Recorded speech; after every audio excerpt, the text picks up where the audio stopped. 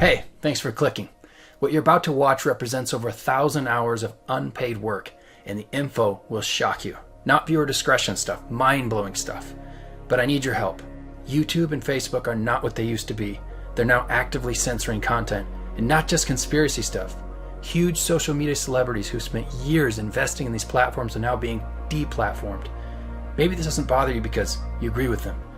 What happens if you don't? Please share this video, especially in text or email, so your loved ones will see it. Thanks.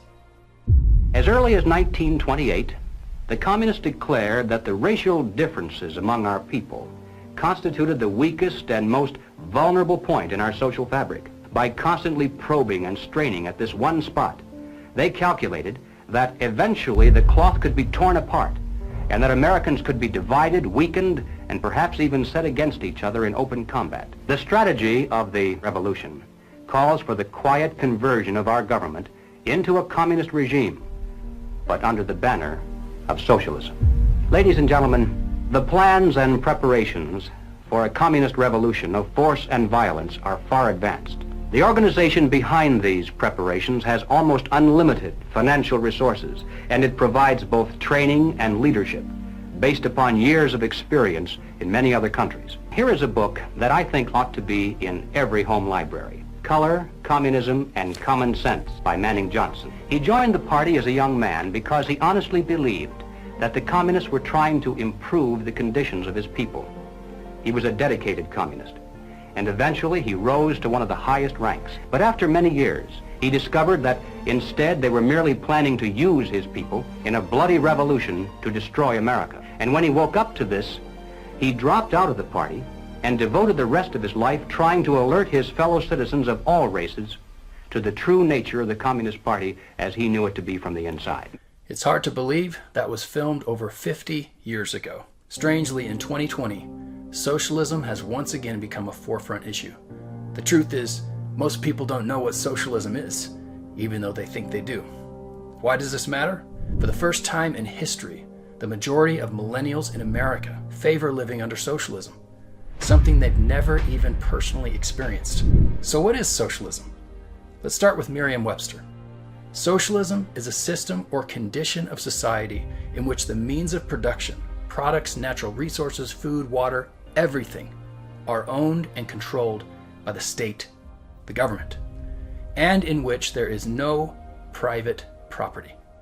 Socialism is also the stage in Marxist-Leninist theory, intermediate between capitalism and communism. Socialism, then, is really just a brief segue to communism, the ideology that murdered over 100 million people in the 20th century alone. Although no system is perfect, capitalism, in contrast, lifted more people from poverty than any system in the history of the world during the very same century. Still, with equality, fairness, security, the alleged virtues of socialism, it's no wonder that socialist Fidel Castro, in meeting with Pope Francis, invoked Jesus as the ideal example of socialism. Christ multiplied the fish and the loaves to feed the people. That is precisely what we want to do with socialism. But as Frodo Baggins would say, "It would seem like wisdom, but for the warning in my heart." You see, there is one very big difference between Jesus or God and a socialist. Where socialists offer totalitarian force, God offers free will. Free will versus force. Voluntary versus involuntary. Freedom versus slavery. Though God and socialism at first appear to be friends, when it comes to preserving free will and freedom of conscience, they are in fact polar opposites. And if opposites, it begs the question, who is behind this enemy of freedom? You may not believe there's a God or a Satan, but what I'm about to show you proves the founders of socialism believed in both. Where did socialism begin? Largely in the dark 19th century mind of Karl Marx. Like many ideologists, he was an aspiring poet, and one of his early poems, The Prayer, gives us a glimpse of what was upstairs. The hellish vapors rise and fill the brain, till I go mad, and my heart is utterly changed. See this sword? The Prince of Darkness sold it to me. Ever more boldly I play the dance of death. Maybe you're like me, wondering if these words were literal or just merely metaphorical. But consider the following found in the opening page of Marx's infamous Communist Manifesto. It is high time that communists openly, in the face of the whole world, publish their views, their aims, and their tendencies. I'm going to go with literal, but don't take my word for it. Marx later confessed even more explicitly on 2 separate occasions. I wish to avenge myself against the one who rules above. The idea of God is the keynote of a perverted civilization and must be destroyed. My object in life is to dethrone God and destroy capitalism. Ironically, Marx's own words belie the notion that he was an atheist. Rather, Marx knew God existed and openly sought to destroy his influence on mankind. But Marx wasn't the only founding socialist who warred with God. Marx's close associate, Mikhail Bakunin, had this to say in his unfinished manuscript, God and the State. The evil one is the satanic revolt against divine authority. Socialists recognize each other by the words, in the name of the one to whom a great wrong has been done, Satan. If these words are disturbing, it's for good reason. They're the same words used by Luciferian cults, and call me naive, they may just take the victim mentality to a whole new level. But Bakunin goes even further. We have to awaken the devil in the people, to stir up the basest passions. Our mission is to destroy, not to edify. As revealing as these words are, just wait till you hear from another contemporary and close associate of Marx, Pierre-Joseph Proudhon. Here's what Proudhon wrote in his book, hailing Satan as a friend. Come, Satan, come. Let me embrace thee and press thee to my bosom. Long is it that I have known thee, and long hast thou known me. What would man be without thee? A beast. Theists have their religions, and apparently, so do socialists. It was Antonio Gramsci, a socialist successor to Marx, who declared socialism is precisely the religion that must overwhelm Christianity. It will triumph first by capturing the culture via infiltration of schools, universities, churches, and the media.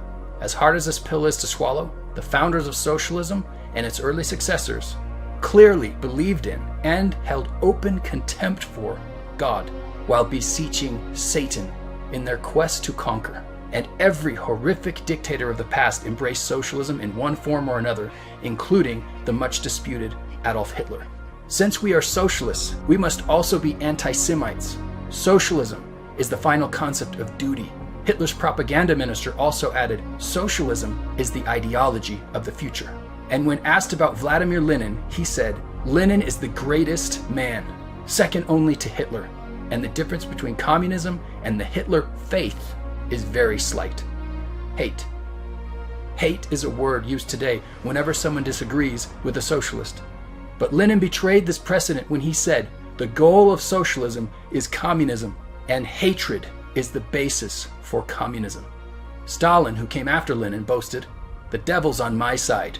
He's a good communist. And finally, Nikita Khrushchev made it crystal clear, if anyone believes our smiles involve abandonment of the teachings of Marx and Lenin, he deceives himself. Time magazine, of all places, in a 1948 article entitled Satan and the Socialists, reported on a socialist delegate who addressed the Italian Socialist Party with this disturbing homage. I thank Satan that I have lived to see the day when the great popular masses united in a socialist communist front. I beg Satan to give me 6 months more so that I shall see the front in operation. Socialism and its apparent love affair with the devil are not just things of distant lands in distant pasts. They are alive and well today, even in the United States of America. In 1971, Saul Alinsky dedicated his book Rules for Radicals to the same devil, lest we forget at least an over-the-shoulder acknowledgement to the very first radical who rebelled against the establishment so effectively that he at least won his own kingdom, Lucifer. Among other socialists, Frank Marshall Davis and Saul Alinsky were both mentors and heroes of former U.S. President and candidate Barack Obama and Hillary Clinton. And to bring it home, just last year, ABC News reported on a government meeting that opened with the satanic invocation, that which will not bend must break. It is done. Hail Satan. If Satan exists, he is undoubtedly a socialist. And if God exists, he is everything socialism isn't. As the former Marxist Black Panther leader Eldridge Cleaver said after being exiled for nearly 8 years in communist countries, "I was wrong, and the Black Panthers were wrong. I would rather be in jail in America than free anywhere else." The position of this church on the subject of communism has never changed.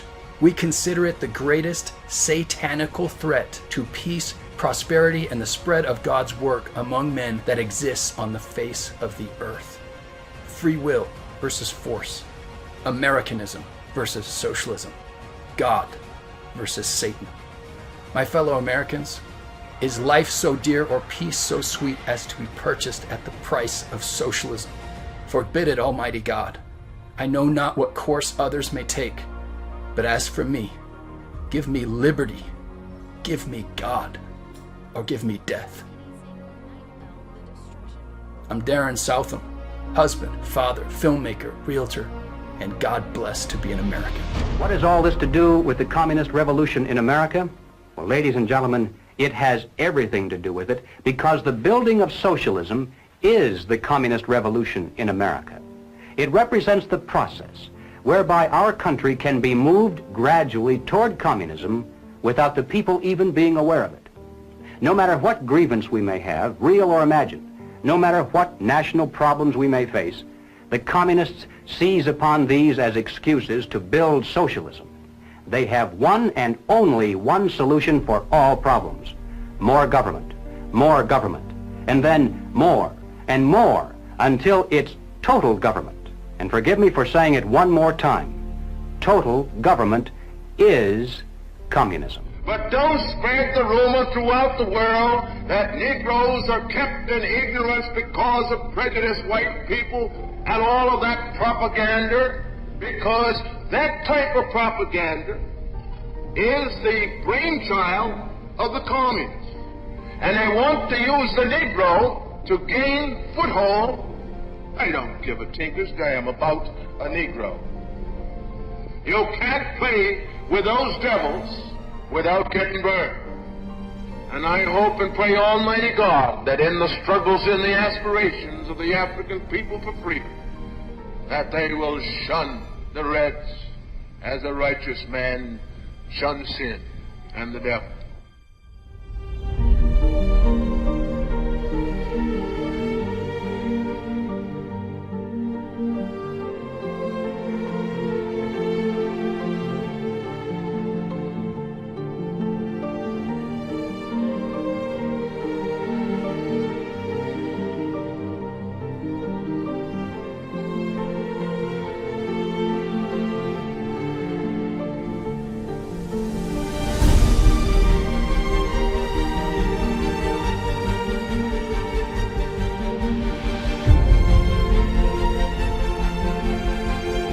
Harvard scientist is among 3 people charged with lying about their affiliation with China. Federal authorities say that Lieber, the chairman of Harvard's chemistry department, was being paid by a Chinese university while he bidded on contracts with the U.S. government. It appears that China paid Lieber hundreds of thousands of dollars. Dr. Charles Lieber allegedly lied to Harvard about his ties to China to secure millions of dollars in federal grants. There is no question that there will be a challenge to the coming administration in the arena of infectious diseases, both chronic infectious diseases in the sense of already ongoing disease, but also there will be a surprise outbreak, surprise outbreak, surprise outbreak.